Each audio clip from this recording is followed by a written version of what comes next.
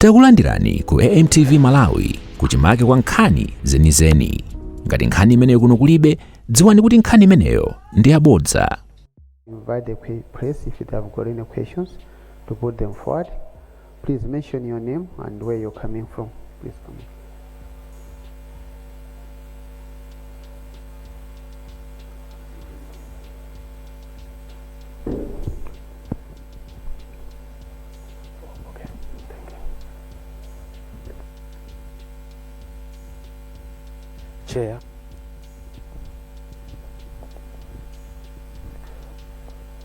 Chair, my name is Silas Piri from Story Club FM. Yesterday, CSEF, which is Civil Society Election Integrity Forum, had a press conference.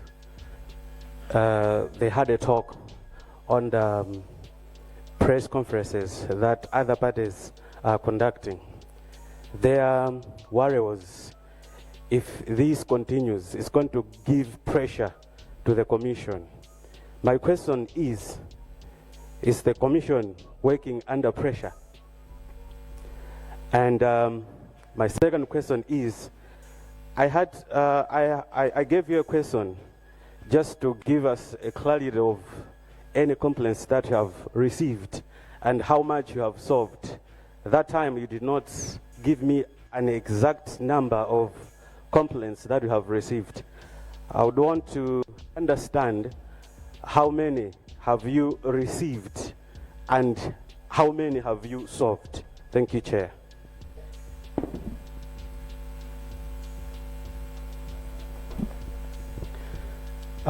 Madam Chair, dzina langa ndi Augustine Mulomole kutokera ku Mlimi Radio.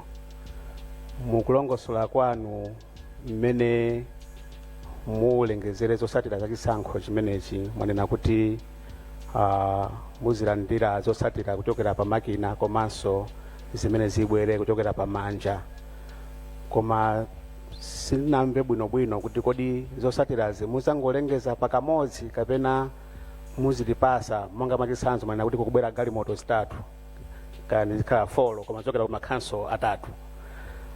Timadikira kuti mwina galimoto zimenezi zikafika ndi katunduyo ndiye kuti muzibwera poyera ndikulengeza kuti katundu amene afika ku makhanso atatu aja makhanso ndi awa mayina makhanso ndi zosatira zimene zabwera kuchokera kumeneko. Koma tabulation imene tayiona mukuti ikhala live pa screen apa sikuonesa kuti kodi council imene amaliza kuwerengerayo kwabwera zosatira zochuluka bwanji. Ndiye mwina mungolongosolanso kuti kodi makhanso akamabweresa zosatira muzilengeza zikabwera zosatira zija kapena tidikira ndithu mpaka na makhanso onse azabweresa zosatira kenaka muzangotuza pakamodzi. Ngati muzatero ndi kuti kuzakhala kovuta mwina kusatira bwinobwino kuti pamene mwalengeza zakhala official mwamaliza, koma mwina pazakhala kusiyana mwachisanzo kuti mwina khanso ina zosatira zawo sizinaoneke bwinobwino kuti zafikadi kapena pakhale acknowledgement kuti zosatira zimene khanso atumiza inudi mwazilandira ndipo ndi mmene zilili potionesa mafigures. Zikoma kwambiri, Chair.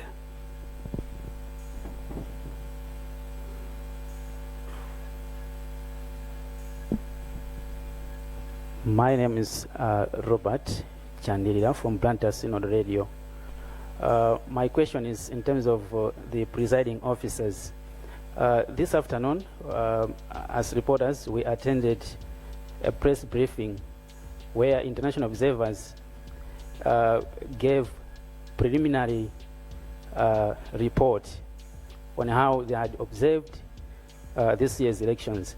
And then one of the areas was that the presiding officers, some of them lacked enough knowledge on how they could use election management devices. Now, as a MEC chair, what can be your comment? Thank you.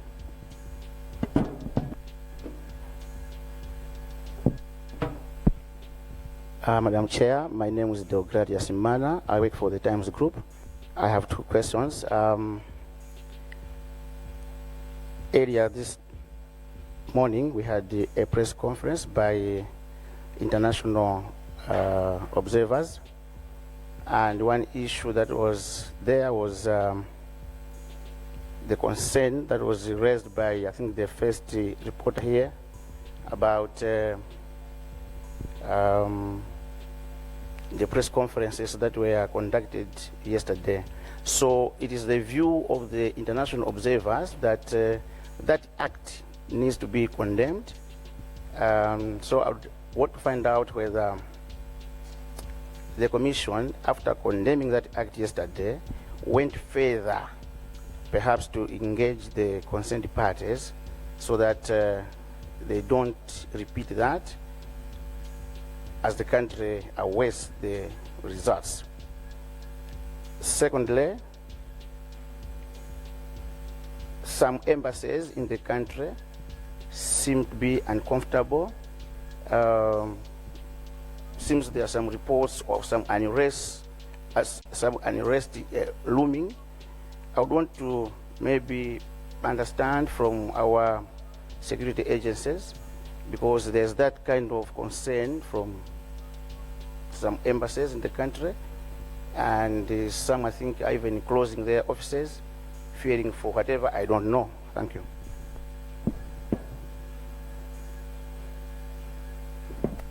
Ziko mwambiri chair, dzina langa ndine Amoni Butao waku Timvin.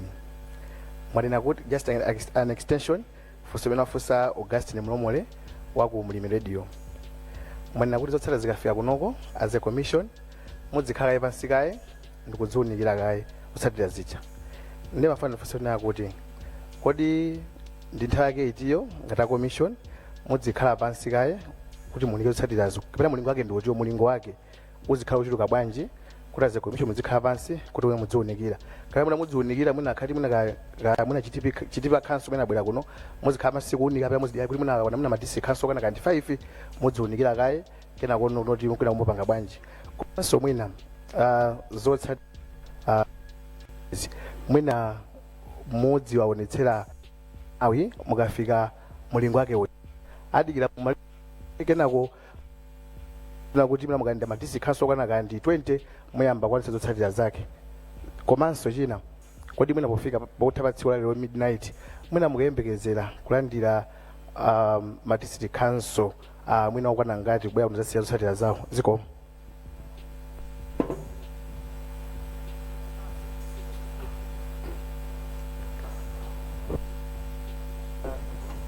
Sorry, Chair, I think we got a good number of questions which I would request that you respond, then we come and take the second round of questions there. Thanks. Pardon.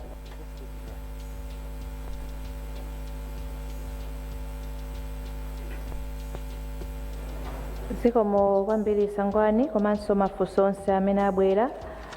Silas Piri from Story Club. The commission is not under pressure. We are working within our own pace, like nakufotokozerani tili ndi ndondomeko zathu zimene zimatsogozeredwa ndi malamulo, and we are working within that. Ndikhulupirira kuti ndakuyankhani. Munafunsa kuti ma complaints ndi angati. Ndikhulupirira kuti mwina dzulo mwina simunabwere chifukwa choti commission inapereka report ndi ma complaints amene afika ku commission, ndipo tinafotokoza kuti ma complaints wo analipo angati, and analipo atatu. No, come on, I beg your pardon. Yes, analipo atatu amene tena alongosola nthawi yomweyo tinapereka even zimene the resolutions that we have made and the communications that we have made.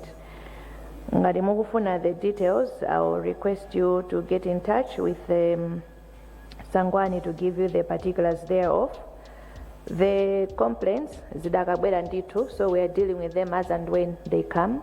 When we deal with them, tizifotokoza so kuntundu wa Malawi monga mmene tinachitira dzulo.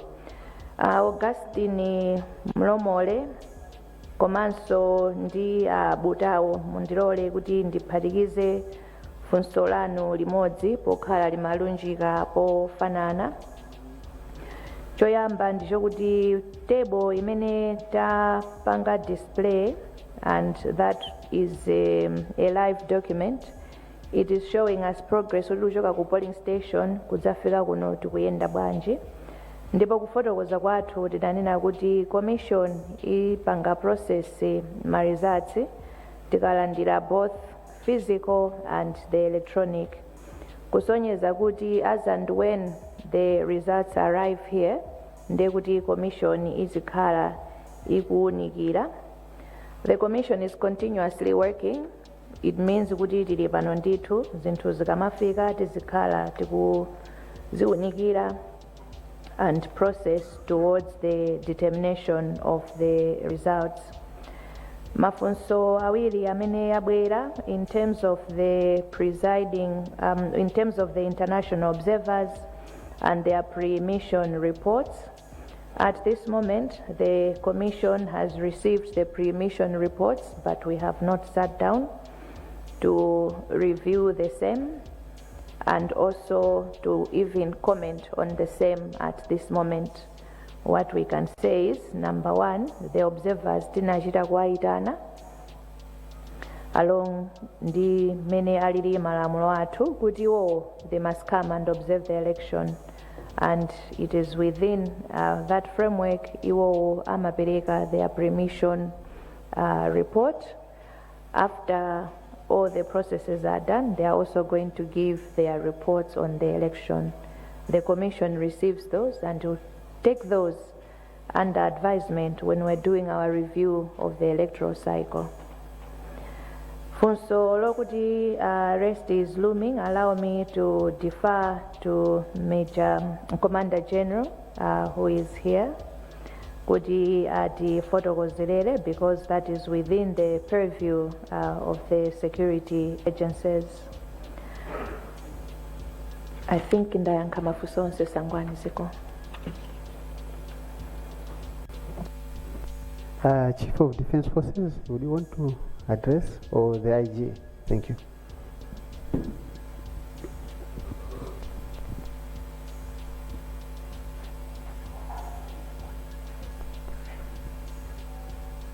Thank you very much, Chair. I would really want to take that question. In fact, as the question came, there are no issues. As we already said yesterday, we are ready. You have seen how we have gone through the process of polling and the waiting, and we are ready to tackle anything that will come. Thank you very much.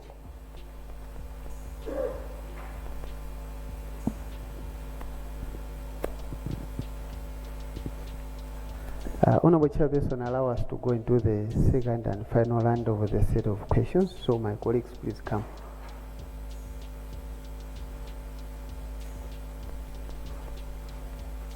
Zikomo kwambiri Chair, ine ndi Patrick Kachere kuchokera ku Umuntu FM.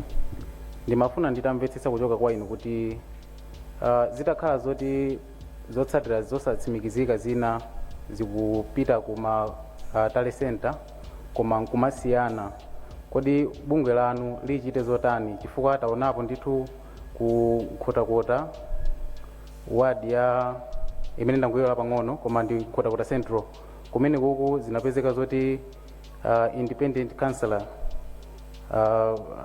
anayikiridwa ma results amene akukhulupidwa kuti si yake ngakhale nzosatsimikizika, koma posayinira anasayiniranso ma results ena. Mwina ngati bungwe issue ngati imeneyi mungayipange handle motani? Zikomo.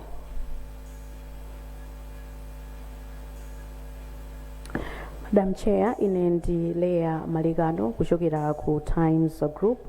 Just a follow-up question imene anafunsa nzanga Deo pankhani yokhuzana ndi anthu andale amene mwina akubwera oyera kunjaku nkomanena zokuti apambana chisankho.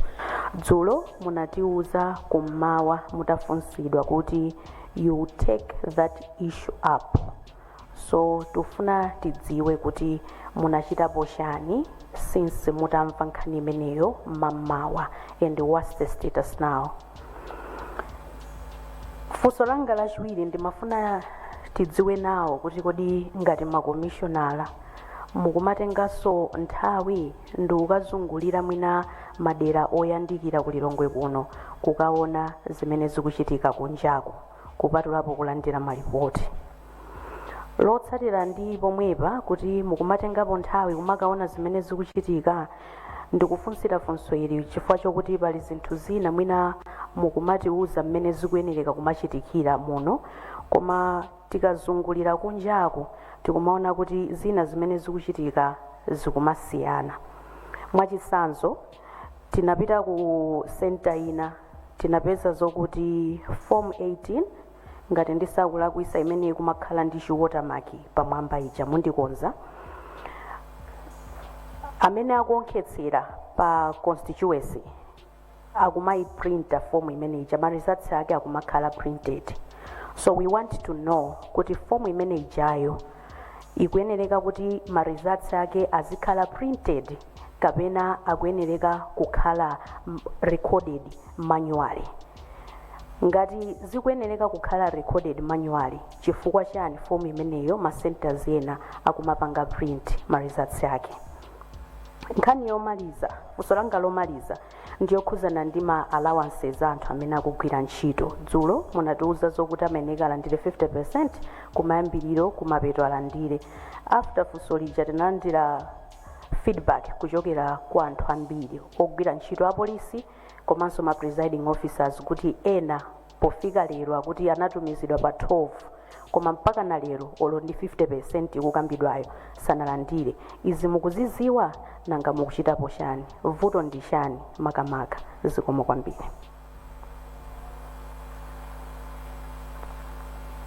Zikomo kwambiri. Ine ndi Dyson Kamwana Umunthu FM. Ndi funso limodzi kuchoka ku Nkhotakota constituency kumene kunabwera ripoti kuti zotsatira zinayima kaye kuwerengera kunayima kaye dzulo chifukwa kuti presiding officer samamva bwino nthupi. So anauzidwa kuti ziyime kaye kufikira timamva kusoma ripoti kuti yayamba kupitirira panopa. Timafuna tinamva mwina commission kuti sipamakhala alternative onena kuti mwina ngati presiding officer sangakwanitse kupitiriza chifukwa cha zifukwa zina mwina pamapezeka njira ina kuti zipitirire. Chachiwiri si funso koma mwina maganizo ya bifa kuchoka kasungu na ndi malipoti kuti alimi ambiri amene anthu amanga madera ku midzi biometric verification imavuta chifukwa kuti ambiri kuhangati manjamu zala zinakhwima chifukwa cha khasu. So sizimapanga detect mwina malingaliro anga kuti mwina kupita chitsogolo mwina kuwalingalira kwa anthu amene kuti mwina verification ikhale njira zina osati biometric. Zikomo kwambiri.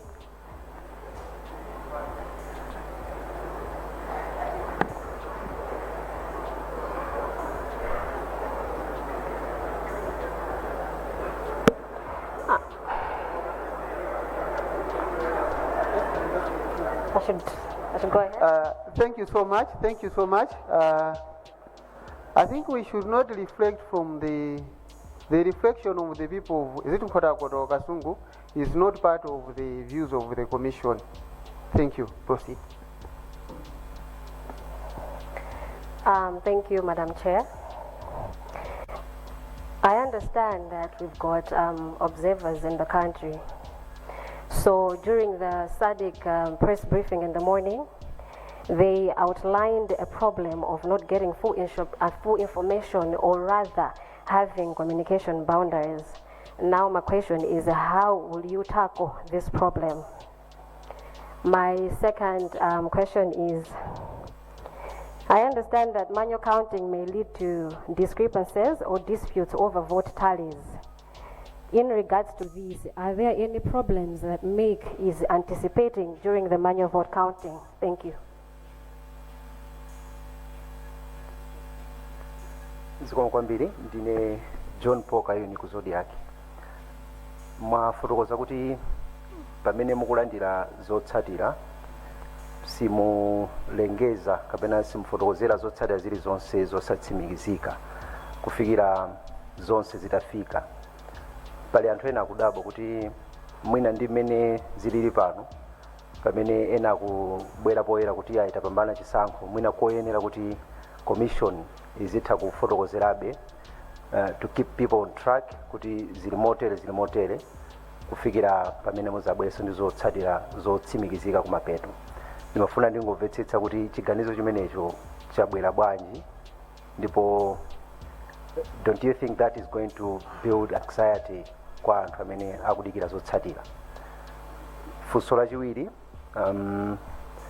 pa nkhani ya mapayment a anthu amene agwira ntchito pa nthawi yachisankho, pali ena amene akudandaula kuti sanalandire ndalama kuchokera tsiku loyamba limene anthu amaponya voti.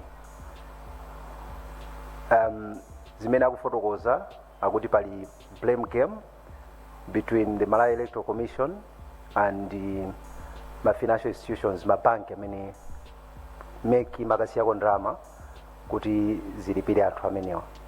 Timafuna mwina tingopeza clarification from you, Chair, if you have any report on that, regarding anthu amene sanalandire ndalama kufikira lero, akuti akafunsa kumeki akuwauza kuti ndalamazo zili ku mabanki, akapita ku mabanki akuwauza kuti ndalamazo za bounce zabwera kumeki. Zikomo kwambiri.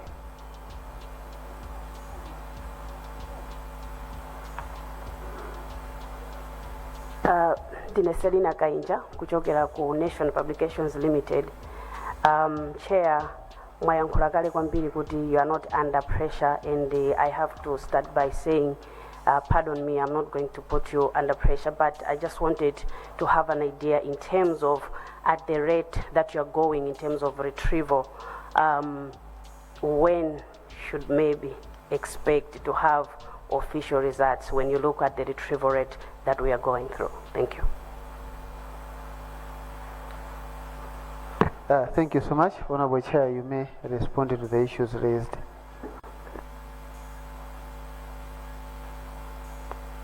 Thank you, Sangwani. Mr. Patrick Kachere from Umuntu. Ngati pangakhale ma discrepancies excuse me, ngati pangakhale ma discrepancies ndi ma figures tipanga bwanji. Ntchito ya commission tikamanena kuti we are going to determine the results. It's not just endorsing ma documents kapena ma records amene talandira. The commission sits and considers and analyzes my documents also. And in terms of the law, the commission has power. Ngati paoneka kuti pali irregularity ina iliyonse, and irregularity can take any form, including discrepant figures, the commission has power to take any necessary action to correct that and its effects. Kusonyeza kuti tikalandira ma records, we are going to sit down and see kuti kodi ma zonse zili bwinobwino kapena ayi. Ngati pali voto ndiye kuti tikhonza. Komanso funso limenelo linabwera, I think nandilipeza kutsogoloko. Ma press conferences akunena kuti apambana kale. Malawi Electoral Commission sina fotokoze, it has not declared kuti amene wapambana pa chisankho ichi ndi ndani. Ndipo tipitiriza kufotokozerera kuti nonse amene munapikisana pa chisankho ichi, kaya ndi president, kaya ndi phungu wa nyumba malamulo, kaya ndi kansala, you must desist from making any utterances kuti mwapambana. In terms of what the commission is doing, we'll be updating the nation accordingly beyond the pleas that we are making. Do we have monitoring mechanisms in place? Yes. Commission is not just the commissioners who are sitting in front, including myself. We have structures in place. Kuyambira ku polling station all the way through to the district tally centers. And my structures, I mean, one of the issues is to escalate ngati kuli mavuto ena ndi ena, apart from the complaint handling mechanisms that we have, so that we can handle zimene zikuchitika. In the event that kwina kufuneka kuti kupitidwenso as a reinforcement, that is kuchitikanso. In terms of our processes, ndikuona kuti pali mafunso angapo dealing with results management, but I know that we had a session where we were orienting media houses on our results management. Sangwani mwina mutabwerezanso kuti mwina ngati ena sanathe kutsatira kapena kunalibe mwina angathe kuchita nawonso kuti tonse tiyende limodzi. But to answer your question, Ms. Malekano, the form ikafika pa constituency Itali Center, in terms of the electronic processes, it is being scanned into the EMD, as well as another data entry clerk entering the figures that are there. But in terms of the full spectrum of our processes, tipemphaso mwina kuti ngati kungatheke pakhale session ina yongokumbutsira kuti tiyende limodzi kuti tizitha kudziwa kuti choyenera ichi ndi choyenereka kuchita ichi kapena ayi. Funso la ma allowance labwera pawiri ndemu ndilole kuti ndiyankhe limodzi. Tinafotokoza dzulo kuti we have a payment modality for wina aliyense amene amagwira ntchito za chisankho ku field. Pakadali pano sitinalandire report ina iliyonse escalated to the commission, koma mene mwafotokozerera makamaka Mr. Paul John Kayuni kuti akunena kuti pali vuto ndi mabanki. That is something that the commission can easily take up because we can just go to the banks and find out. It would have been good ndipo ndiyankhule kwa amene amagwira ntchito zathu za chisankho in the different portfolios. Ngati muli ndi vuto lina lililonse regarding your payments, the most constructive way of handling this is coming to the commission through the structures that are in place and raising your grievances kuti muthandizike mwansanga. Chifukwa mukapanga escalate through other channels, it is good and we thank you anzathu aku media kuti mukupanga raise. Koma mukapanga raise chonchi ndiye kuti mayina tilibe iwo amene ali affected. It would have been better if the individuals who are affected would come to the commission so that we are able to handle these expeditiously. Nonetheless, we will use the bank channel because that is the easiest in terms of the information that we have. Kunkhotakota Nkhula constituency, our presiding officer and amene ali ndi udindo oyambirira to finish the processes at their polling station. Ngati pali vuto lina that is supposed also to be escalated through our designated channels, kuti tithe kufotokozera bwinobwino kuti apapa tingathe kuthandizana motani. Nkhani ya alimi ndi ma fingerprints, it's not only farmers who are affected. Alipo anthu ambiri amene for one reason or the other fingerprints mwina chala alibe, mwina chala kumene kapena for mwina ndi ntchito imene amagwira zala zinapelepeseka. If you remember nkhani uchokera nayo ku nthawi ya registration, tinafotokoza kuti ngakhale pa nthawi yakalembera iwo amene chala chawo for one reason or the other the fingerprint cannot be scanned, we had alternative mechanisms. That modality has continued even through to polling day. Kwa iwo amene for one reason or the other fingerprint simateka, we had other alternatives, which was to scan the voter registration certificate or to scan the national ID or even to scan the face of the individual. Komanso tinali ndi voters register, a physical one. All these were in play to ensure that every registered voter gets an opportunity to cast their vote, notwithstanding the fact that they may have challenges with their fingerprint. Mwafotokoza kuti international observer inafotokoza kuti anali ndi full communication boundaries. We are yet to receive that official report to us other than from the mission report that you have mentioned. Let me just say this, don't say I'm sure. We relate with the commission in different aspects and the commission remains open and accessible, and even for the observer missions, the commission did what it could kuti kumane ndiye nali wonse pamene amafuna. Koma tikumbukire kuti Malawi Electoral Commission ikuyendetsa chisankho, sikuti tinangokhala pansi kumadikirira kuti tikumana ndi ndani lero. We had a schedule that we were running and everything else had to fit within and around that. John Bond Kayuni funso lanu ndinayankha kale linabweranso ulendo woyamba ena anafunsa kuti kodi mudikira mulandire ma results onse from the district councils kapena zikhala motani. Nafotokoza kuti as and when we receive tizigwira we'll be looking at the records as and when they come. We are not waiting until we have all the records from the 36 councils for us to start working. Kupanga choncho, it is not going to be the most efficient way. Ms. Kayinja, results management, we have 8 days for the presidential election, 14 for the parliamentary, and 21 days for the local government. We are working within that timeline. Allow me not to say titulutsa ma results tsiku lakuti so that we all can manage our expectations. Thank you very much.